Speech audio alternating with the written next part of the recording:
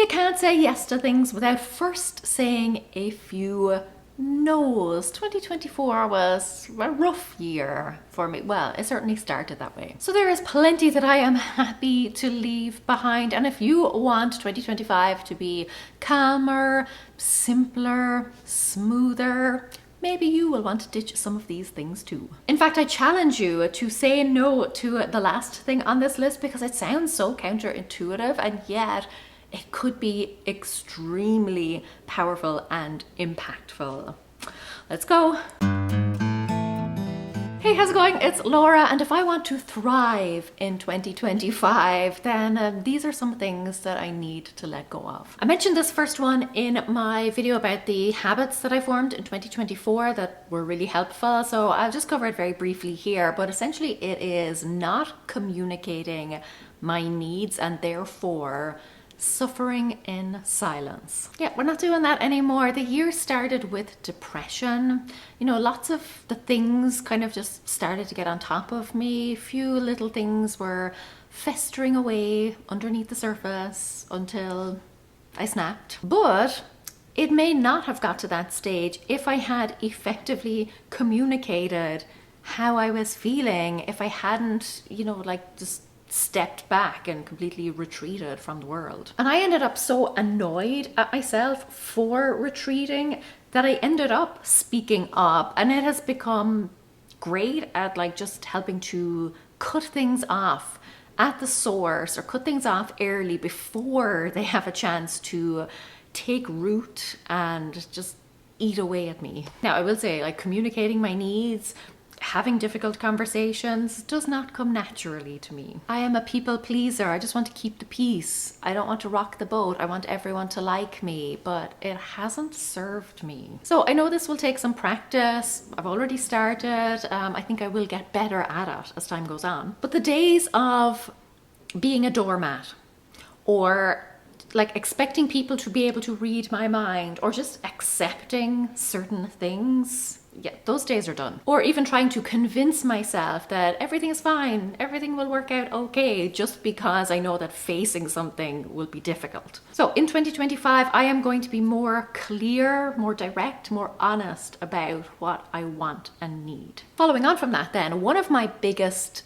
strengths and weaknesses combined is my huge capacity for empathy. I'm a very sensitive person. I feel things very deeply. It is a blessing and a curse. It means I'm more prone to depression because when things are bad, they're really bad.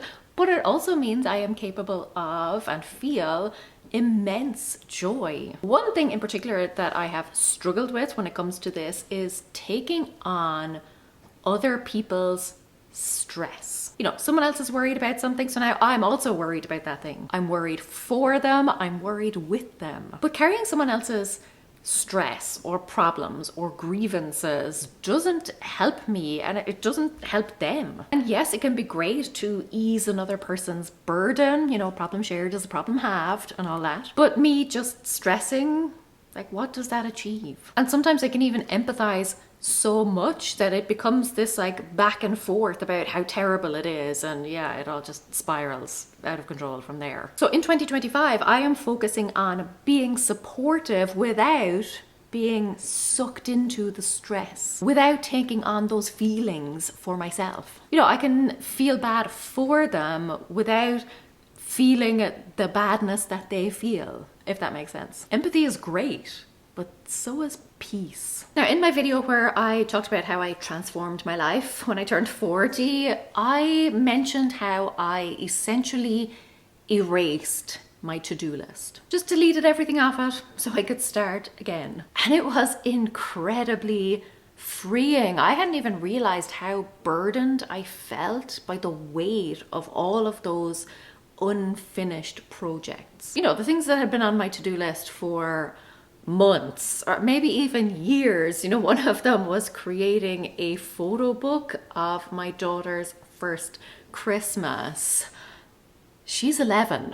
So yeah, I just got rid of all of that stuff, and it was such a huge relief for me that I vowed never to go back to that. So in 2025, I am not holding on to unfinished unfinished projects. I am either doing the thing or I'm letting it go. I'm giving myself permission to say, this isn't a priority anymore. Now, one of the big reasons that I was holding on to so many unfinished projects, I mean, so many, is because I am at heart a perfectionist. You know, and there's lots of great things about being a perfectionist, but there's also some, you know, not so great things. So let me give you an example of something that really hindered me in 2024 and even like previously, like up until now. My business operated at a loss in 2024. I had a lot of kind of big one-time expenses, like for instance, I had the website completely redesigned. And then on the flip side, because of depression, I did very little work this year. I mean, from kind of February-ish for many, many months, I basically did nothing or very little so that I could focus on my mental health, but it meant that my income all but disappeared. So what I was having to do then was dip into my savings. I was doing that like a lot more than I would have liked, and seeing that number dwindle made me realize that I don't have as good a handle on my finances as I would like. Like, this is the crux of the matter. There are so many options out there for what to do with your money, and you know, like even how to grow a business, that I end up doing nothing. There are so many options that I just shut down. I get so caught up in over analyzing everything that it becomes paralyzing. You know, I want to do the right thing. I want to do the perfect thing. And when I don't know what that is, and really none of us do, but I have a tendency then to just like bury my head in the sand. Like, just assume that it will all work out fine. And this is in a lot of areas in my life. Okay, like finances is just one example. So to combat that a little bit, this year, something that I started doing was actually asking ChatGPT what I should do. Now, obviously you have to take the answers with a grain of salt, but I would just kind of like lay out the facts for it, and I would ask it what it thought I should do. And sometimes it gave me a very clear answer, you know, but it would in general be very helpful because it was either tell me, you know, if I had a question, it would give me an answer. Obviously I would go and like do a little bit more research, but sometimes it would just even ask me more questions to help me kind of work through something, or it would show me different perspectives that I hadn't considered, or just help me to kind of come to my own natural conclusion and decision about something. Very often I found myself, you know, saying something like, hey, I'm thinking about doing A, but I'm worried about XYZ. So maybe I should do B instead. But then I also have concerns about this. So what it would do was, you know, start to ask me maybe questions that I hadn't even previously considered. It would provide resources that I probably didn't even know existed. And sometimes it would suggest basically compromises so that I could get the best of both worlds. And it was something that I hadn't even considered because I was too busy, like I was stuck in my all or nothing thinking. You know, very few decisions are life or death, you know, right or wrong. No one has a crystal ball. So in 2025, I'm going to leave analysis paralysis behind. We're not doing that anymore. I'm going to choose a path as best I can and just proceed, you know, learning and evolving and adapting as I go. Because the only way I can truly know and understand something is by actually doing it. All the analyzing in the world cannot make up for real life experience. You can hear this dog snoring away beside me here on the couch. But this next one was a big thing for me, particularly when I was going through depression. I'm just like sighing away here, like I'm interrupting her nap. You could nap elsewhere, you know. There are other rooms you could go to. You don't have to be within like 3 feet of me. This dog, I mean, one of those Velcro dogs, needs to be like within a certain distance. It has no concept of a bubble, like personal space, anything like that. No. Anyway, yes, a big thing when I was going through depression particularly, but just in general in my life. But I think depression specifically made me realize just how big a problem it was. So I've previously talked about this idea of thought tornadoes, where everything just kind of seems to spiral out of control in your mind, either because you have one thought that is kind of like overwhelming or all consuming, or one thought leads to a million other thoughts and you just kind of can't seem to get a handle on them. And sometimes this is as simple as, you know, trying to keep track of a bunch of tasks, you know, like all those unfinished projects. It can be something as simple as that. Like, it doesn't have to be this big monumental thing, but I think a lot of us, when we're trying to keep everything up here, it becomes very jumbled and it becomes very stressful. You're trying to keep this running tally in your mind and it feels like it's just too much to tackle. So something that I found is that if I have a negative thought, if a negative thought pops into my head, it's very difficult for me to kind of contain that, to keep it to just the one negative thought. For me, a negative thought either expands to become this huge overwhelming thing, or it leads to another negative thought. And so what happens is that suddenly a slight, you know, a perceived slight, somebody has annoyed me, or a minor inconvenience becomes like the worst thing that has ever happened to me. This person hates me. This person does not respect me. Like, everything is falling apart. The world is burning. Everything is going wrong. And round we go. But because of the depression, I really wanted to get a handle on this. Like, I spoke to my therapist about it. I really wanted to just stop this vicious cycle of one thought, one negative thought, leading to many negative thoughts. I wanted to stop catastrophizing. So I started practicing like switching, like moving from one thought to another. You know, I used to think, this is ridiculous really, but I used to think that if I had a certain kind of, I was playing out a certain scenario in my head, you know, I just kind of imagined this bad thing happening, or I imagined this argument. I believed that I would have to play that scenario out like to its natural conclusion. I would have to like follow it through, see the thought through. And yeah, I just don't. I realized recently I don't have to do that. I can just stop thinking the thing. I don't have to let it snowball, and I certainly don't have to replay it. I can just move on. Now, sometimes, yes, it's easier said than done, but because I have been really intentional about practicing this, I've got a lot better at it. So in 2025, I am leaving behind rumination and thought tornadoes and letting one small thing ruin my entire day. Instead, I am going to work on stopping unhelpful thoughts in their tracks. Now, a little tweak that I made this year that paid off like much better than I ever thought it would was reducing my workload. And by that I mean intentionally reducing it, not kind of being forced to reduce it because of depression or anything else. I found I was constantly overcommitting myself. Like, I was being overly optimistic about how much I could get done in a day. And, you know, it kind of harkens back to the perfectionism. I thought it was better to overcommit than undercommit, because I thought, you know, it would push me to do more, it would motivate me to work harder, it would help me to achieve more. But really all it did was put me under pressure. And what happened then was undone tasks would roll forward to the next day, and then the next day, and so on, until they became all of these like unfinished projects that I just would never have time to do. So I'd feel bad about it. You know, I would feel that if I couldn't get everything done, it must have been because I was wasting my time, or that I wasn't focusing on the things that I should have been focusing on, or I wasn't as productive as I should have been. Essentially, I was just focusing on, ruminating on all of those unfinished projects, all of the undone tasks, all of the things that I wasn't getting done. So here's what I would previously do. I would kind of mentally divide the day into 5 different sections. So the first was morning time.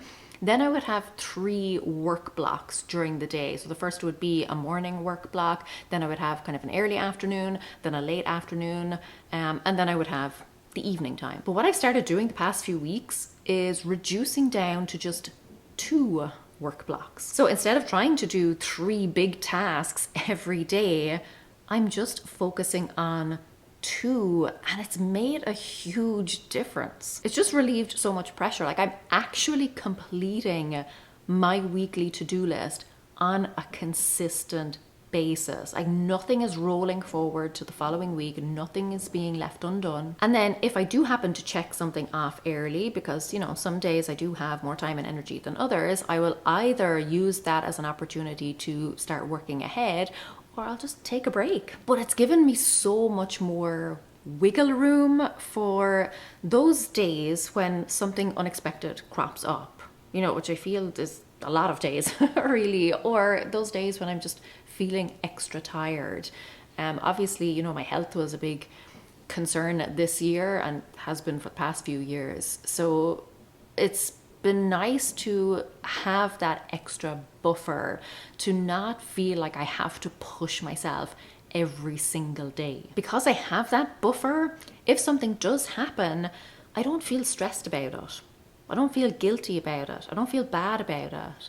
But it's also been nice in the sense that, if something lovely happens, like a spontaneous moment or an opportunity presents itself, I can accept it. So like, if my husband says, hey, do you want to go out for lunch? I can say, yeah, sure.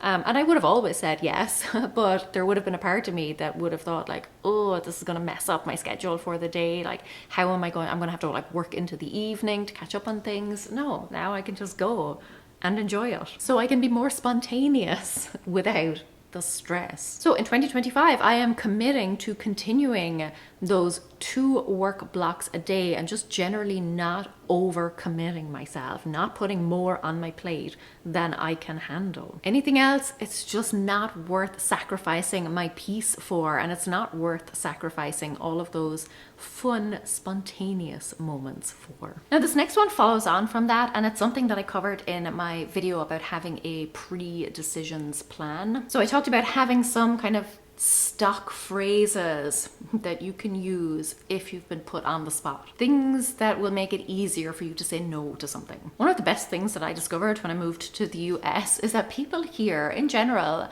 are quite upfront. In Ireland, we will often agree to something, we'll often go along with something, even if we don't want to do it. So sometimes we will say yes begrudgingly. So when we moved over here and I heard people saying a polite thanks but no thanks, like I just don't want to do that. That was eye-opening for me, very refreshing. That then has allowed me to feel a little bit more comfortable saying no. I'm still not always great at it, but I'm definitely better at it, and having those stock phrases, so things like I just won't be able to fit that in right now, that's also been just incredibly helpful for me. And also recognizing that just no thanks is a complete sentence in and of itself. So yes, it will still take some practice, but in 2025 I am leaving behind, I'm leaving it behind in 2024, leaving behind this idea of saying yes when I really mean no. Oh, starting to get the old lady legs now. But what are the biggest lies I have been telling myself? Apart from the fact that I can still sit on the floor and be comfortable. No. My knees are not as young as they used to be, along with the rest of me. But yes, one of the biggest lies, other than that, is that the 8-ish hours that I spend on my phone per day, that's for work. Scrolling on Instagram, that's research. That's keeping up with trends. That is replying to comments and engaging with my audience. But in truth, that stuff really just takes a few minutes. Now, yes, I've always been conscious of the fact that mindless scrolling is not doing me any favors, but I recently got slapped in the face with it. Sometimes you kind of something, but all of a sudden something happens and then you really know something. And it wasn't even a big thing, but I was scrolling mindlessly and I kind of got sucked into one of those scrolling rabbit holes. And after an hour or so had passed and I snapped out of it, I looked up and I was kind of like, what did I gain from that? What was the benefit? How did that benefit me? Did it benefit me in any way? So I've been scrolling through endless videos, And I tried to remember all of the videos that I'd watched. So if it had been an hour, let's say, and even if I had watched a minute of every video, which realistically I didn't, like some were just a few seconds, but even if we say, okay, I watched a video for a minute, that's still 60 videos in an hour. So I was kind of like, okay, well, try to remember all of the videos that you've just watched. And obviously I couldn't. And then I was kind of like, okay, well, of the ones you can remember watching, what value did you really get out of that? Is your life really that much better for having seen that video? I couldn't think of a single way that I was better off for having watched something. Now, obviously, there is a time and a place for intentional scrolling and, a bit of light entertainment, but that is not what I was doing, and it's not what I'm doing most of the time. And when I really questioned it, it's not what I was enjoying. I wasn't really getting anything out of it. So in 2025, I am setting stricter time limits around my screen time. I do have some limits.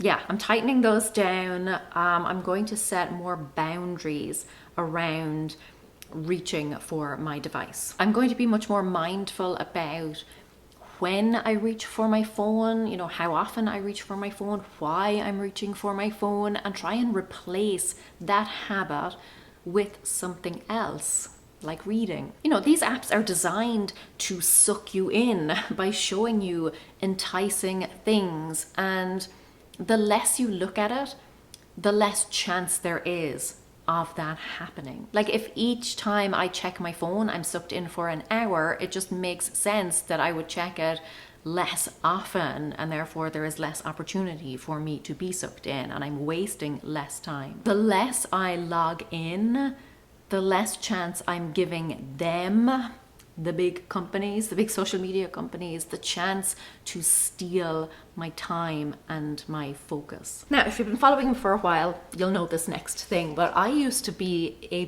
big resolutions person. Okay, when it came to setting goals for the new year, I was fully on the go big or go home bandwagon. But over the years, and I would say specifically this past year to 18 months, I have really embraced baby steps. I've really started noticing the compounding impact of tiny improvements. So I am leaving the all or nothing, go big or go home mentality behind, and I am fully embracing and adopting. She's just like, are you ready yet? Fully embracing the small wins mentality. Like I'm just going all in on small wins. Like with the fewer work blocks, it gives me more chances to succeed. It gives me a better opportunity, a better chance at succeeding, and like more opportunities to celebrate. Now, yeah, like big wins feel great. Of course they do. But so do small wins, and they happen a lot more frequently. They're a lot more accessible. So instead of waiting for a big win to celebrate something, instead of waiting for a big win to feel like you have accomplished something, to feel like you've achieved something, to feel like you deserve to celebrate, celebrate those small wins. Get those little boosts of motivation along the way. I now, because I focus on baby steps, I get regular doses of wonderful feelings. It's hard to keep plugging away at something when the payoff is so far into the future. And that's why a lot of my resolutions ended up undone, because if you're just focusing on one thing that is so far away, it's hard to keep momentum. It's hard to stay motivated towards something like that. You're so much more likely to quit for various reasons. You run out of steam, or you just get fed up, or whatever. You're just not seeing results instantly. And because we are generally creatures of instant gratification, if we're not seeing results, it's very hard then to motivate yourself to keep going. On the other hand, if you take those baby steps and if you keep kind of hitting your checkpoints, it gives you motivation You know, you can see your progress. It gives you energy and it gives you the desire to continue because you can actually see that what you're doing is making a difference. It gives you a solid sense of progress, of achievement, of actually moving forward, moving towards something. And the best thing is that you can still hit big wins along the way. Like, it doesn't have to be one or the other. So in 2025, I am officially leaving behind the go big or go home mentality, and I am fully adopting a small wins mindset. Look at her here. Look, it's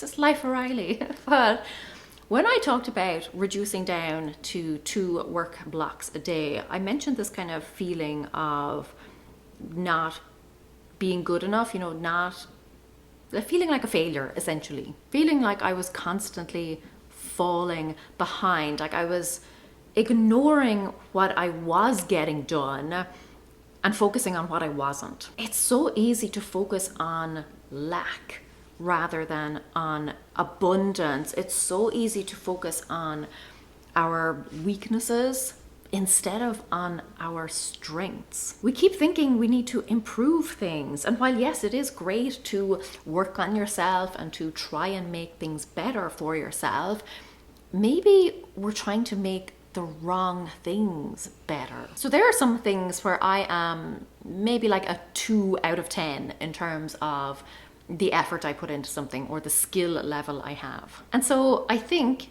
you know, that's the thing that I need to work on.